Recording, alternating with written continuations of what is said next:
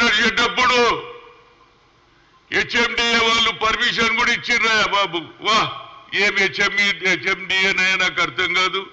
కోర్టుల కేసు ఉంటే ఎట్లు ఇచ్చిర్రు? ఎందుకంటే రెవెన్యూ వాళ్ళని మేనేజ్ చేసుకొని డబ్బులు ఇచ్చి కోడంలో పేరు చేసుకున్నాడు. ఈ మాట ఎవరు చెప్పిండ్రు? రాహుల్ గాంధీ ఖమ్మంలో బహిరంగ సభలో చెప్పాడు. ఏమని?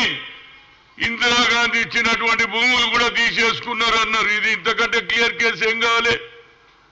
ఇవాళ నేను చూసిన మా శ్రీనివాస్ రెడ్డి గారు రెవెన్యూ మినిస్టర్ మొదటి రోజే ఆయన ప్రభుత్వంలో వచ్చిన తల్లారే ఇంత పెద్ద బుక్ ఇచ్చిన ఆయనకి ఇచ్చిన, రేవంత్ రెడ్డి గారికి ఇచ్చిన.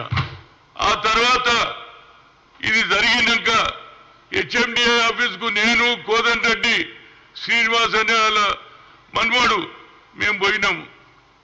పోతే కాయిదాలే అయ్యారు మాకు. ఏం గవర్నమెంట్ ఇది నాకు అర్థం కాదు.